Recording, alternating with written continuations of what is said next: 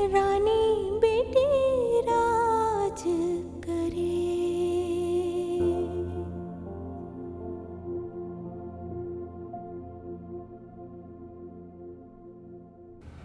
भाई मैंने राहीला को दिल से निकाला ही कब था। रिश्तों की हुर्मत के तकाजे और मियाँ बीवी के रिश्ते को सच्चाई से निभाने के लिए मैंने राहीला को दिल में दफन कर लिया और साइमा का नाम जुबान पर सजा लिया, बस। बेवा हो गई कमबख्त, और तुझे अभी तक गजरों की और उसकी फूलों की पड़ी हुई है, हैं? मनूस।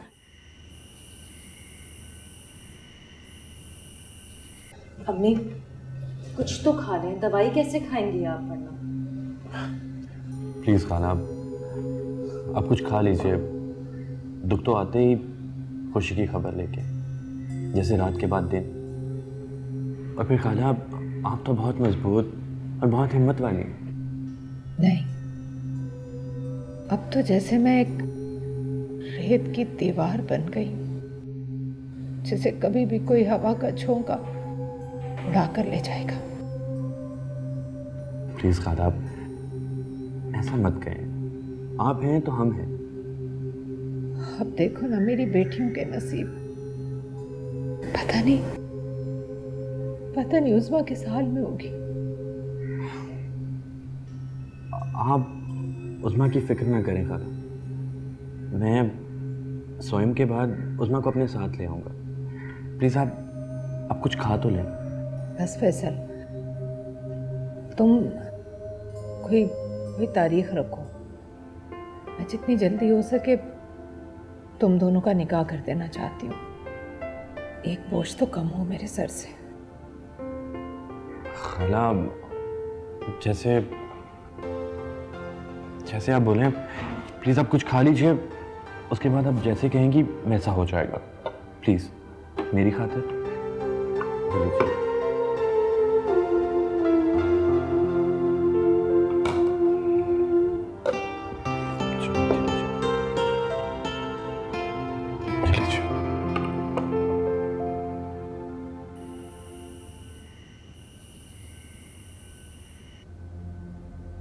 इरफान कहाँ है आप?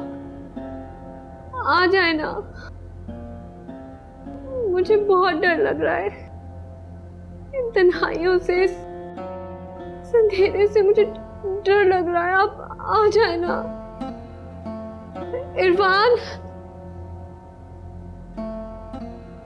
इरफान,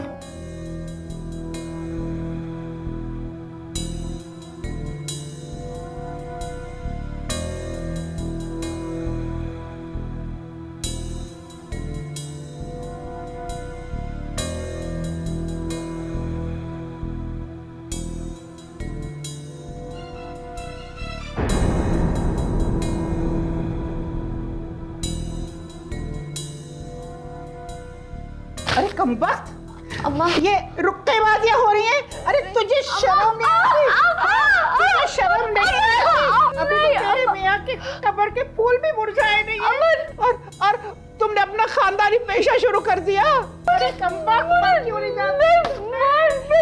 कुछ नहीं किया। क्या हुआ? अरे ये देख इसका। अरे ये तो फरमान की लिखाई है।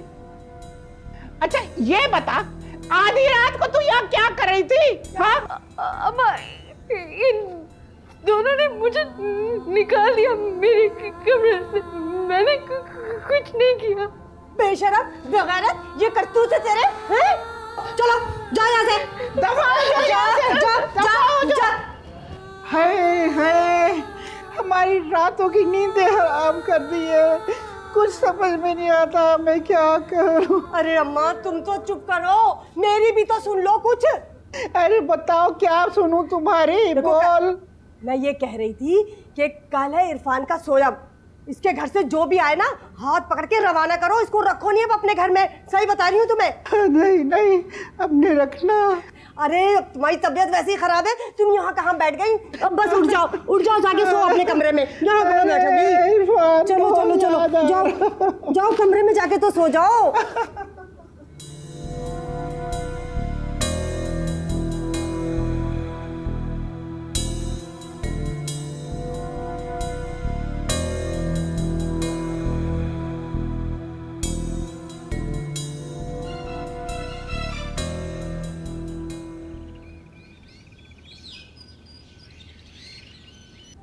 तुम तो कहते हो पीछे मुड़कर देखने वाले पीछे रह जाते हैं, मंजिल तक नहीं पहुंचते।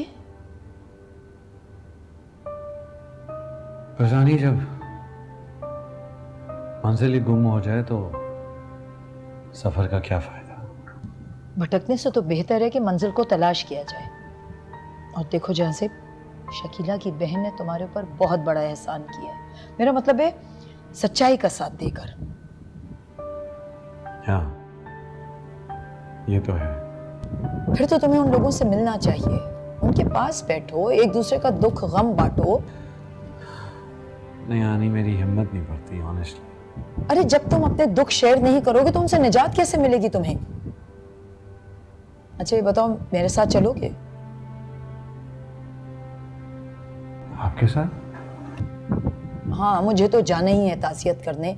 रईसा आपा बता रही थी कि शकीला की एक छोटी बहन बेवा हो गई बेचारी, तुम चलते तो अच्छा था।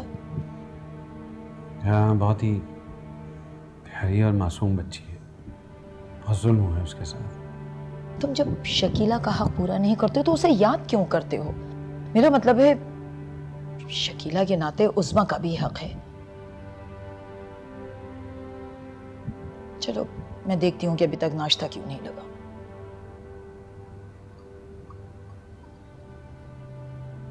जब मैं शकीला की जिंदगी में उसका हक पूरा नहीं कर सका तो अब क्या फायदा।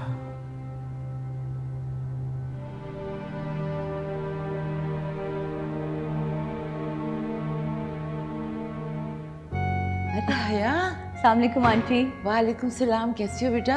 बिल्कुल खैरियत से हूँ, आप सुनाइए कैसे हैं? मैं भी ठीक हूँ। आंटी मैं आपसे ये कहने आई हूँ कि आप बिल्कुल फिक्र मत कीजिए, आप जब कहेंगी मैं तब कोर्ट जाके गवाही दे दूँगी। जीती रहो बेटा, खुश रहो। आपा, ये इस कदर हसीन और पुरखुलूसी लड़की कौन है? ये हया है। शकीला की बहन हया। मैं टीना हूँ, जहांजेब की खाला। लेकिन आप तो जहांजेब की बहन लगती हूँ, यही कहना चाह रही हो ना? बस ये तो अल्लाह की मेहरबानी है। कल रात जहांजेब तुम्हारी बातें करता रहा, मेरा मतलब है शकीला की, तुम्हारी अम्मी की, तुम्हारी बहनों की बहुत मोहब्बत करता है वो तुम्हारी फैमिली से। जी, बस शकीला की ज़िंदगी ने वफा नहीं की, वरना तो खैर जाने दे, खुलूस का रिश्ता कब ख़त्म होता है। हया, मैं उस्मा के अफसोस के लिए गुड्डू बहन के पास आना चाह रही थी, लेकिन जहांजेब की तबीयत। बेटा शकीला के गम ने तो जहांजेब को बिल्कुल दुनिया से अलग कर दिया। अब तुम ही उसे समझाओ, वरना इस तरह वो अपने आप को ख़त्म कर लेगा। अल्लाह ना करे, मगर मैं। देखो तुम शकीला की बहन हो, यकीनन तुम्हें भी शकीला और साइमा का गम तड़पाता होगा। तुम अगर चाहो तो जहांजेब के गम में कमी ला सकती हो। तुम ही समझाओ बेटा उसको। जी हया बेटा, तुम बैठो, टीना ने तो आते तुम्हें डिस्टर्ब कर दिया। आपा, दुख भी किसी किसी से शेयर किया जाता है, और फिर जब गम भी एक ही हो। ठीक कह रही हूँ ना हया? जी, आप बिल्कुल ठीक कह रही हैं। आप आंटी, मैं जहांजेब से मिल लूँ ज़रा? हाँ बेटा, तुम जाके मिल लो जहांजेब से, वो कमरे में ही है। मैं चाय वहीं भिजवा दूंगी, प्लीज।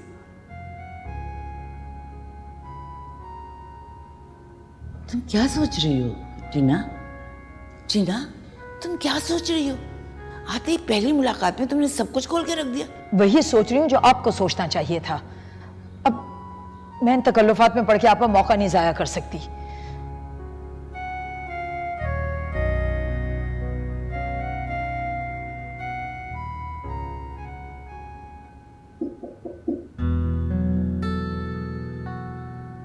हया, आओ प्लीज, बैठो।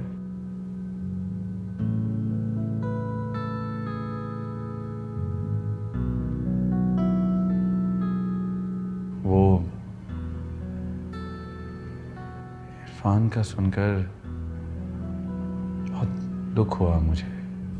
और आप दुख को दिल से लगाए बैठे।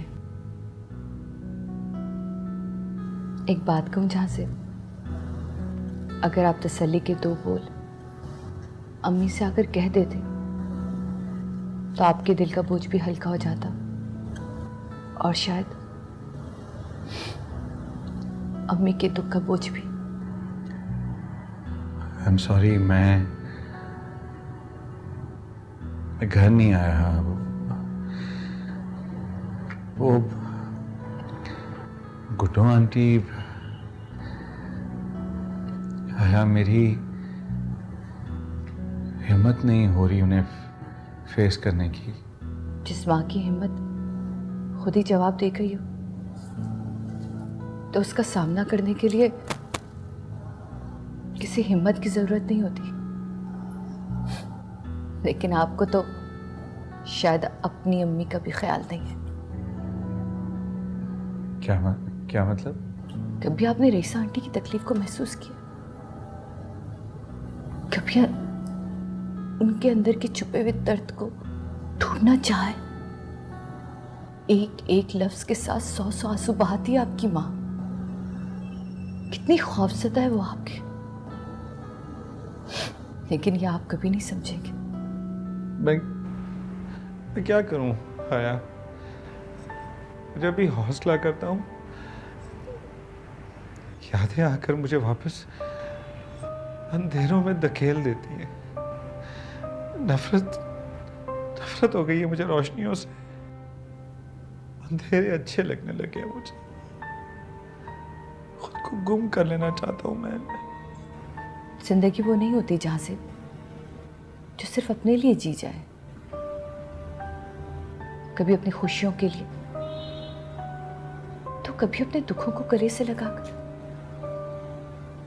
जिंदगी तो दूसरों के लिए जी जाती है। फिर पता है, तुम्हें जिंदगी बहुत खूबसूरत लगेगी। बस एक बार दूसरों के लिए जी के तो देखो।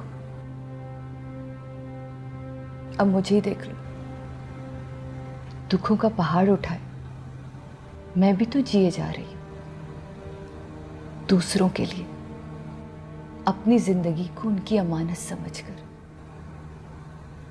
मैं तो बहुत कमजोर सी लड़की हूं, मगर आप तो बहुत मजबूत है।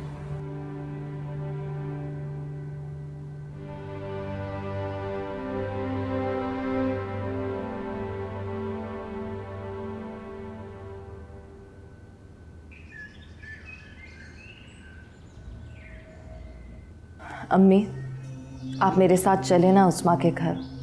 उस्मा को हौसला हो जाएगा। जो सलूक जरीना और उसकी बेटियों ने हमारे साथ किया है, उसके बाद तो मेरा दिल नहीं मानता कि मैं उनके घर में कदम भी रखूं।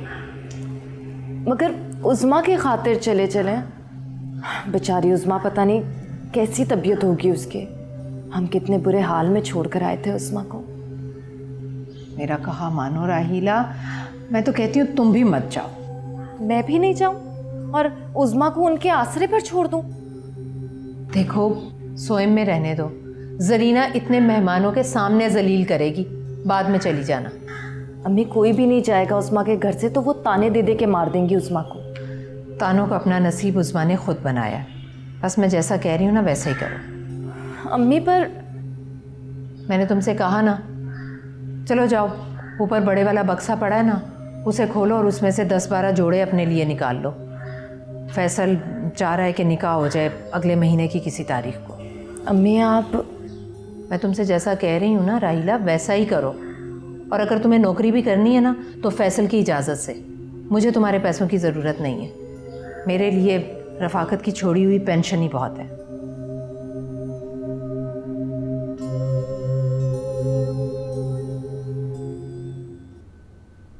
कितना अच्छा लग रहा है ना, इतने अरसे के बाद सब इकट्ठे बैठे हैं, एक दूसरे का गम बांट रहे हैं। खैर, तुमने अपनी जिंदगी दूसरों के लिए वक्फ कर दी है ना। एक एहसान इस घर पर और कर दो प्लीज।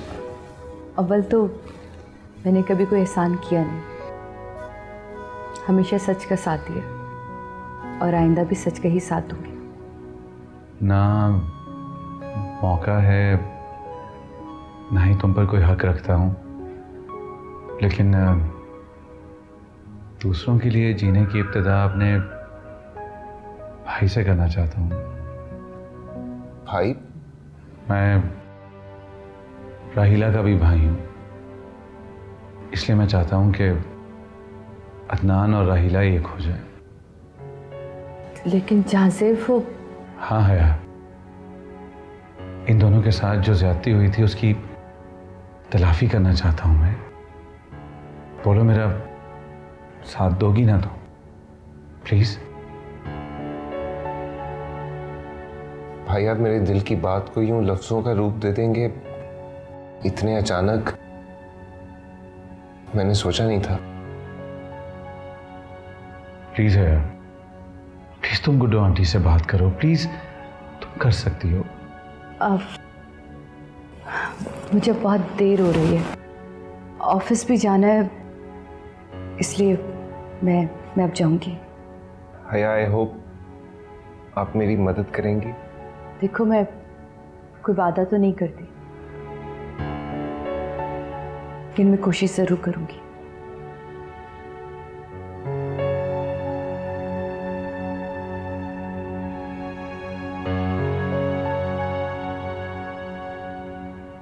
थैंक यू भाई।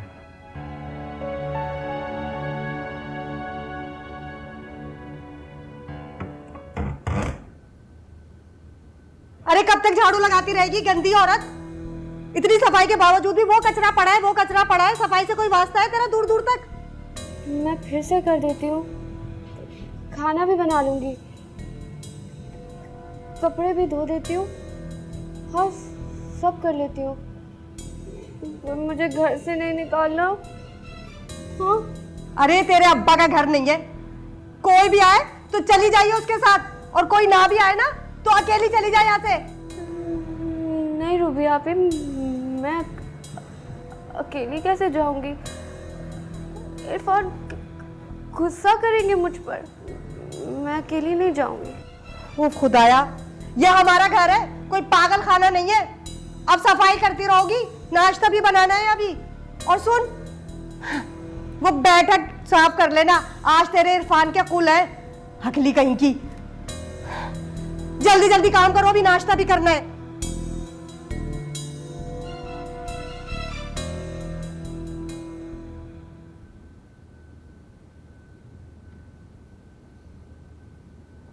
हया, खुदा के लिए अम्मी के सामने कोई बात नहीं करना। लेकिन राहिला, अदनान भी तो बस बार बार नाम मत लो उसका। मेरी शादी की तैयारियां चल रही हैं और तुम हो के। राहिला प्लीज देखो, अम्मी बाजार तक गई हैं, बस किसी वक्त भी आने वाली होंगी। मैं नहीं चाहती कि तुम उनके सामने जाके कोई भी बकबक करो, क्योंकि मैं नहीं चाहती कि तुम्हारी किसी भी बेवकूफ़ी की वजह से अम्मी को किसी किस्म का भी सदमा लगे। अच्छा, तो बेवकूफ़ तो सिर्फ मैं हूं और तुम बहुत बड़ी अक्लमंद जो मोहब्बत चुप भी कर जाया करो। ये मोहब्बत ना कुछ नहीं होती।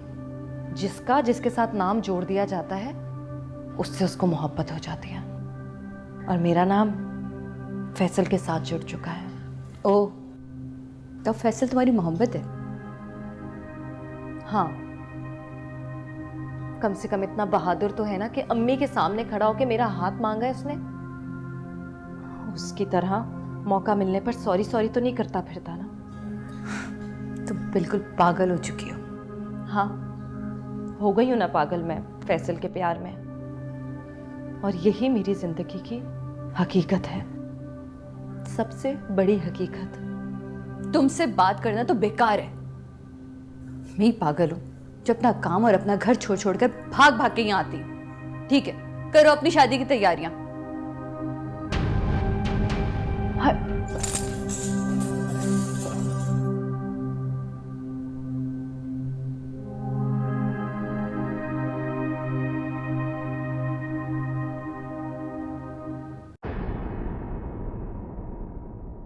बेटा मैं ताज़ियत के लिए गई थी, गुड्डू गम से निढाल थी, ऊपर से उज़्मा के ससुराल वालों का रवैया उज़्मा के साथ ठीक नहीं था। क्या? फिर तो गुड्डू आंटी को चाहिए कि उज़्मा को फौरन अपने घर ले आए। नहीं फैसल, मैं नहीं चाहती कि अम्मी के ऊपर कोई भी दूसरा एहसान करे। और वैसे भी अब्बू ने हमेशा मुझे बेटे की तरह पाला है और मैं ही इस घर का बेटा हूँ। रानी बेटी राज करे।